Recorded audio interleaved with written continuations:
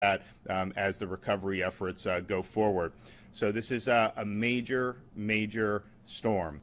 It's something that we knew was going to be significant. The strengthening of this over the last night, has been really, really significant. It's potentially that it could make landfall as a Category 5, but clearly this is a very powerful major hurricane that's going to have major impacts, both on impact in Southwest Florida, but then as it continues to work through the state, it is going to have major, major impacts in terms of wind, in terms of rain, in terms of flooding. So this is going to be a nasty, nasty day, 2 days. Probably we think now it will be exiting the peninsula sometime on Thursday. Yesterday, based on how fast it was moving, thought maybe it would be till the wee hours of Friday morning. So this is going to be a rough stretch. We're here to respond to the areas that are affected once the storm is passed. Local emergency responders are standing by, ready to go. I think most people heeded the warnings of doing the evacuations in those very sensitive locations, but not everyone may have done that. And so we understand that a storm of this magnitude, there's going to be a need, to begin those rescue efforts apace. Kevin Guthrie is here for an update from Florida DEM. Thank you, Governor. Hurricane Ian, as the governor has mentioned, is projected to make landfall this afternoon on the Charlotte County coast. This will cause life-threatening storm surge, flooding, tropical storm force winds will be felt throughout the entire state, and even isolated tornadoes. I urge Floridians who have made the decision to shelter in place, to stay indoors, and stay off the roads. You do not want to be outdoors or on the roads as a storm of this size is making landfall in your area. It is extremely dangerous. If you have battery-operated or hand-crank weather radios, you should be checking them now, changing the batteries, making sure that they work. Power outages will occur. If you get a weather alert for a tornado, and as the governor has already mentioned, if you're in the Southwest Florida area, you should make the same preparations as if it is a tornado going over your house.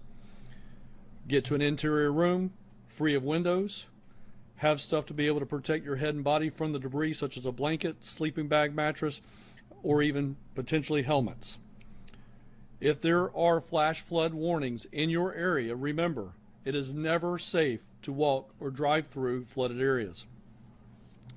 We continue to coordinate with all of our electrical partners. As the governor's mentioned, there are over 30,000 linemen staged throughout the city, from north central Florida all the way down to Miami. As areas in South Florida and the Keys begin to experience power outages, remember to contact your service provider, not 911, for power restoration. You can also keep your refrigerators shut, open them as little as possible to help preserve your perishable items. If you're using a generator, as we've been saying now for days, remember to keep it elevated on a hard surface, away from doors and windows, outside of garages. This will help you stay safe. If residents have any questions about resources for Hurricane Ian, I urge them to reach out to their local emergency management or public safety office. This storm is here. It is imminent. I can tell you it is a Cat 4 hurricane, nearly a Cat 5. I know all of the emergency management directors in Southwest Florida very well. Combined, they have over 200 years of experience. They're preparing and they're expecting a Cat 5. So please stay indoors, stay away from windows, get to an interior location of your house. If anyone has any questions and they still have phone service, if you need to contact the state to ask for assistance, we have a cell assistance information line. That number is 1-800-342-3557. That is 1-800-342-3557. As always, please follow us on our social media at Facebook and our Twitter page at FLCERT. Thank you, Governor, for your leadership. Jimmy? Thank you, Governor.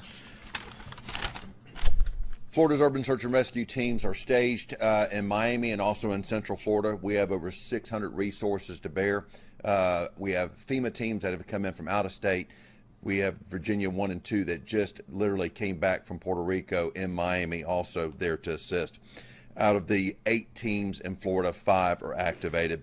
They will have search and rescue dogs. They will have swiftwater boats. They will go from door to door with engineers and trauma surgeons as soon as it is safe for them to make access to those neighborhoods. They will go from door to door to administer life-saving support through their missions. When it comes to hurricane response, I will put the state of Florida up against any of the 50 states. We have the best professionals, and Governor, this is the largest response I've ever seen in the state. It's amazing work that you and your team have done. They've been training for their entire lives for this mission. Please stay safe, and as the governor said, hunker down. Now's not the time to hit the roads. Okay, so we will be, of course, monitoring the impacts as soon as the storm moves its way through any given part of the state. The priority is going to be to get personnel in there to be able to launch rescue efforts, and then obviously pave the way so that we can bring in more supplies to the airports, clearing roads so that our linemen can get in there and restore power. So all of that is standing by. But this is going to be a major storm. You've been following the tracks and seeing, obviously we knew for quite some time that it would be a major hurricane. Some of those tracks a couple days ago showed maybe it would weaken as it reached landfall further north. This one has just strengthened, and it is the real deal. So it's going to do a lot of damage. So people should be prepared for that. As Kevin said, there's going to be widespread power outages, and those power outages are going to occur not just in Southwest Florida, but in other portions of the state. Of course, it's a priority to give those linemen the ability to get in there and restore that. But people should just be prepared. There's going to be damage to infrastructure with a storm of this nature, and power and communications and all those things can be affected. Do what you need to do to stay safe. If you are where that storm is approaching, you're already in hazardous conditions. It's going to get a lot worse very quickly. So please hunker down, treat it like a tornado, and make sure that that your friends and family know where you are. We're going to have folks that are going to be there very quickly once it's safe. But this is the real deal. So happy to take some questions. Governor, one of the things we've been hearing is that about 2.5 million Floridians have been under some kind of evacuation order. You touched on it just briefly, but do we have any concept of how many people have heeded that evacuation order? Well, I think if you talk to the local counties, I think that I spoke with some of the folks in Lee County, and they said people are by and large abiding by it. Now, it's not going to be everyone. I mean, you guys know, have been in Florida, there'll be a major hurricane approaching. There'll be sometimes people want to go out and surf in that. That's just, you just have some people that do that. But my sense has been there's been by and large interest in treating this thing very seriously across those counties. I mean, I do think that when you have tracks that are uncertain, and this is just, it's an inexact science, but when they see it in North Florida, then moving down north of Tampa, then some people think, well, it's probably going to shift again, so why should I do that? We're at the point now, these aren't models, this is what the storm is actually doing, and so it is going to hit there. That's just the nature of it. So I think most people did. Of course, we've been stressing the folks in the mobile homes to make sure that they evacuated. Again, talking with the people on the local level, I think a lot of those people did. I don't think it's 100%. Question for Director Guthrie. This storm, is there a lot of resemblance to Charlie in the way it's going to cut across the state? And what is your best guess that's going to have on the people of Central Florida, Orange, Osceola, Seminole counties? So, yes, it does have a Charlie-esque feel.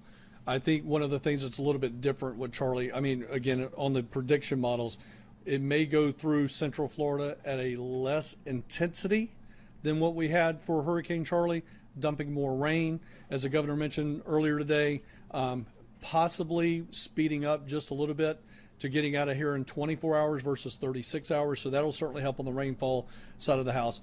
But again, it does have a Charlie-esque feel, but it should not be nearly as catastrophic on the winds like we saw with Hurricane Charlie all the way into Central Florida. We do expect rapid weakening, but again, there will be tropical storm force winds strong tropical storm force winds felt all the way through the central part and up into northeast Florida as a part of this storm. Yeah, we saw a lot of trees get plowed down during Charlie, obviously. So thank you. And I think one thing for Central Florida is because we've had a lot of saturation, those trees are vulnerable. So you're going to see trees are going to come down even with tropical storm force winds. It does not need to be hurricane force. So you are absolutely going to see that. That is going to cause interruptions in power. And of course, the sheer amount of rain that's going to come down is going to have a major impact across the center portion of the state. And even with the projected exit of the state in Volusia County, because of what it's going to do when it gets into the Atlantic, you're going to see impacts all the way up to Nassau County and Duval County, absolutely, in terms of some of the flooding and some of the other things that you will see because of the effects of this. So there will be significant effects, and you will absolutely see trees, you will see power interruptions, and you will see a lot of rain and water. With the Sunshine Skyway just closing, and I'm sure y'all anticipate many more closures similar to that, is there any time y'all anticipate them opening back up for first responders, that kind of stuff? So basically what happens on the bridges is once it reaches a certain sustained winds, it's no longer safe to go over, so that's when they close it. Of course, as soon as the storm passes and those winds go down, they immediately will go out and inspect the bridge to make sure there's not structural damage and to make sure it's safe. And then the minute it's safe, of course, for first responders, but also we want to get people back into their homes. And so if there's people evacuated out of Pinellas County, there's a lot of bridges that you need to take to get back to that peninsula. We want people to be able to do that. And the further it's away from the really strong winds, the less likely I think you will see major structural damage in bridges. If you look in Charlotte, Lee counties, I mean, you're going to end up in situations where you have a massive storm that's impacting those bridges. And it doesn't mean that they're not, a lot of these are built very well, but there's a lot that can happen. One of the things that Kevin and his team have done with the Florida Department of Transportation is instruct the securing of these barges that are in the water. When we had Hurricane Sally, you had a barge that was loose, ran into the bridge, and it knocked the bridge out. So that is something that is avoidable, and so that's been something, that message has been sent down, that if the storm itself knocks out a bridge, that's Mother Nature, and we just got to work to remedy that. But if things are being left loose that are then going to ram into the bridge and cause that to be disabled, I mean, we worked really hard to get the bridge up in Northwest Florida back, but I mean, it takes time to be able to do it when it has that type of major impact like that. So all of that, there's sensitivity, the need to have the bridges open as soon as possible, but there's also sensitivity, the fact that you have 60-mile-an-hour sustained winds on one of those bridges. That's not a place that you want to be as a motorist, and quite frankly, it's not safe for our first responders even to be using that.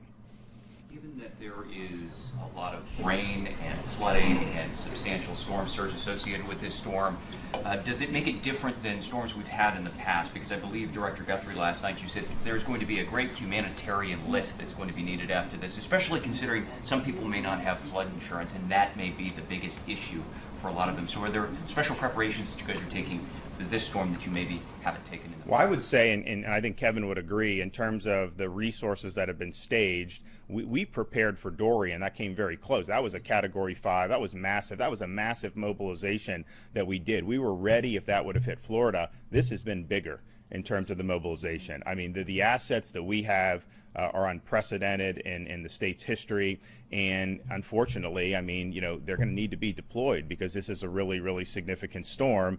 In terms of how people in the aftermath who have damage, so one of the things with the flood insurance is there's folks that are told, hey, if you're not in a flood zone, you don't need flood insurance, and so people buy homes and they don't get it. But the fact is that there are places outside of, quote, flood zones where you absolutely, in an event like this, could be impacted. So FEMA does have programs that can offer support, but the FEMA's support is not going to be equal to what you would have gotten in a flood insurance policy. And so that's going to be something that we're going to have to look very seriously at in terms of what the impacts are of that. There's a lot of folks that have a homeowner's policy, and sometimes they're told that that could also be for flood, and those are just different policies. The homeowners is from the wind, direct storm damage, the flood insurance obviously from rising waters. There will be debates in people's policies about, okay, you had a Cat 4, maybe even a 5 hit. Yes, your home got flooded, but is that also direct storm damage and not flood? And can your homeowner insurance? So that'll be good. I know Jimmy will be involved in doing that to try to help Florida consumers. But yeah, there's going to be a lot of fallout from this in terms of getting people back on their feet. But that's why we've done the mobilization that we've done. Right now, it's about safety. I think most Floridians made the proper precautions to keep themselves safe.